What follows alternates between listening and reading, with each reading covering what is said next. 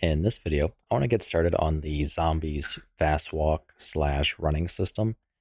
And this is kind of like what I observed from my playthrough of Notchster and Toten in World at War. And basically, round 6, I had 2 runners. Round 7, I had almost half of them being runners.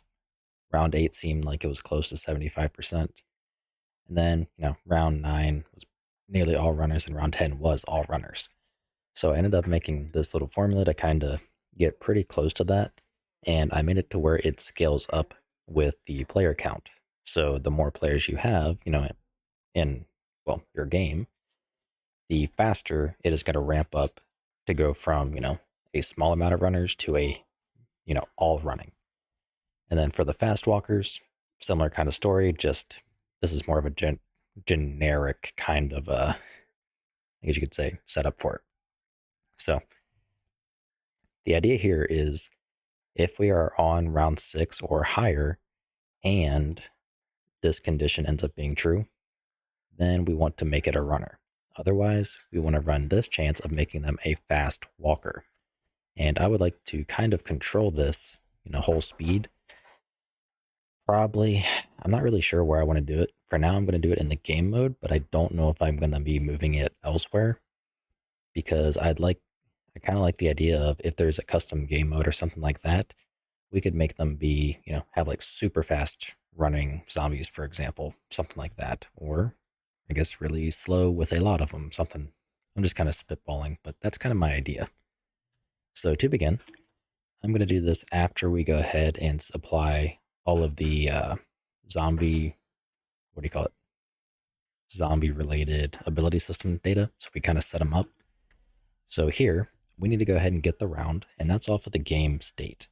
So const int32 round equals get game state, a zombies game state, and we want to get the round. So if the round is greater than or equal to 6 and this condition, so round plus the player start, round times the round plus player start. I'm just going to copy this so I don't have to keep referring back to it. So if the round times the round plus, so we need our player count. So I don't remember if we had a function regarding player count. Does not seem so. So we should have something with that.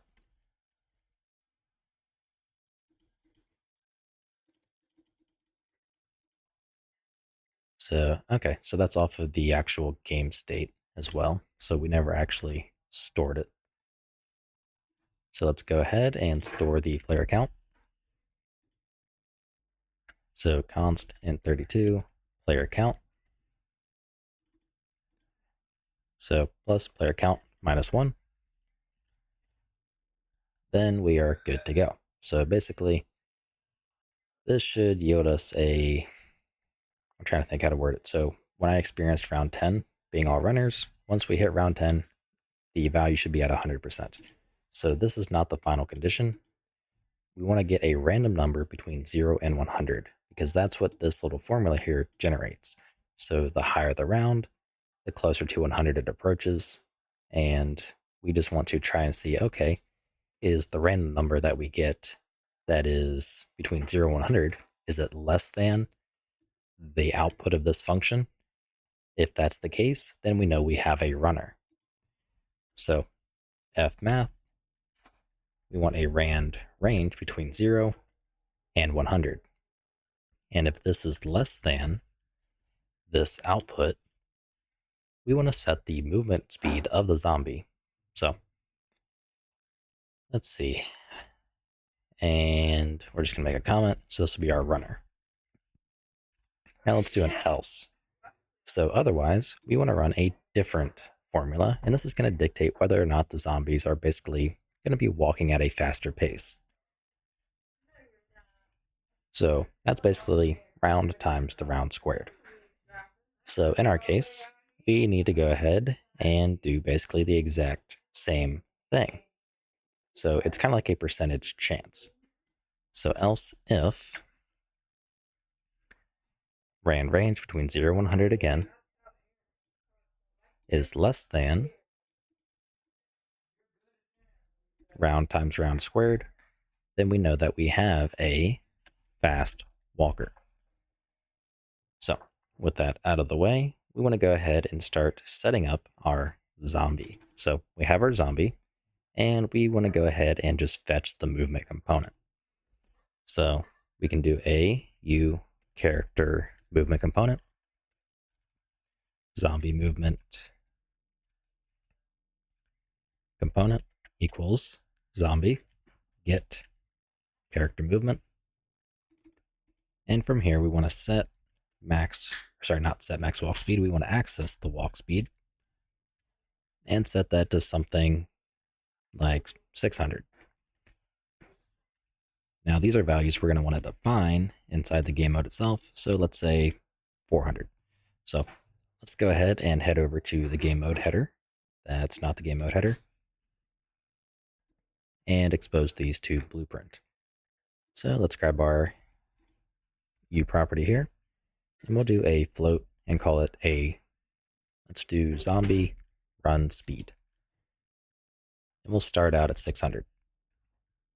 Now let's do a float zombie fast walk speed. And we'll do 400. And that way we can tweak these, find what works, find what doesn't, and just kind of tweak it until we find good default values, because we haven't even tweaked our own player speed yet.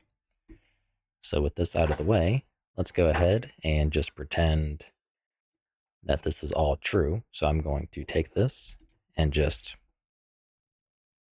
let's just go ahead and make a comment with it so we can paste it back in. So if true, then we want to make a fast run speed. If false, then this condition, we might have a few fast walkers. And I kind of want to just more or less test it out to make sure that we are actually manipulating the walk speed, and that it all, works how we want. Okay, so let's go ahead and we'll just start out as standalone and see if we can find ourselves a zombie spawning in one of these areas. So there's one, and you can see we have a runner. And given how fast that they got to the barricades here, I think that is a safe bet. So now let's go ahead, try it as a client, and just make sure we are actually seeing them, run.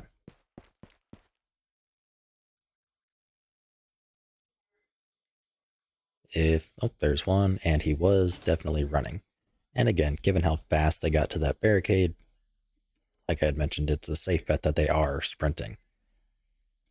All right, so I'd say that's fine there. And we can go ahead, grab our logic, and just put it back. So that's a good indicator that we have our runners, we have our, our possible fast walkers and that kind of thing. So the only thing really left to do, and this is going to be more so when we start playtesting, is going to be tweaking the actual movement speed. Because right now they walk at 150. So probably not the worst idea to see what they're like at 300. And same thing, just, compare our own movement speed and try to, see just what works, what doesn't. And I forgot to rebuild.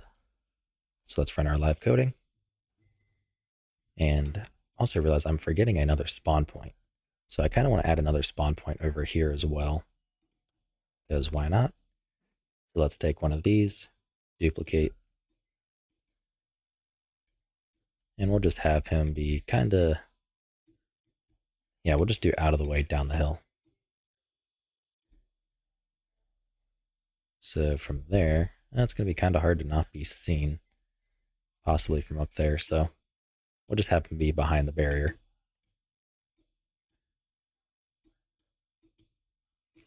And rotate. Okay. And I want this one to have access to all the barricades except for that last one. So let's go ahead and just remove the last entry. And, let's see.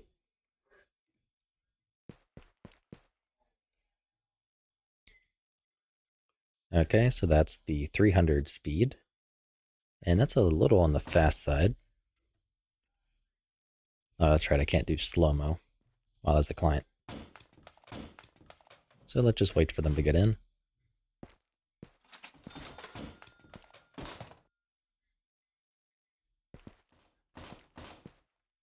and they should start to chase. And we probably want to lower the interval. Okay, so 300 is faster than what we are walking at.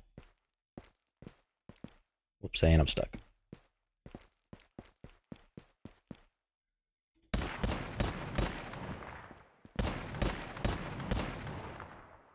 So yeah, so we need to definitely tweak that. But I think the slow walk at 150 is pretty good. Oops, that went to 600. So slow walk at 150. And we probably want to make our fast walk a little bit slower than that. What was it? The 400? Because 300 or whatever I was testing was definitely seemed a little on the fast side. So we'll drop it down to we'll bump it to, I don't know, 250. And that'll be kind of like our happy middle ground. So let's take a quick look at our own character movement. And we are walking rather, at 250. And when we sprint, we are going to 600. So I'm going to need to do some timing and try to play test a little bit and see okay, roughly what is the speed? I think I wrote it down at some point because I was testing between, okay, how long does it take me to start at this pillar and then walk straight until I hit a stopping point right here. So that's something we'll play around with, but regardless, I will see you in the next video. If you like what I'm doing and you want to help support me, you can find a link to my Patreon in the description below, where you can also get early access to this entire series.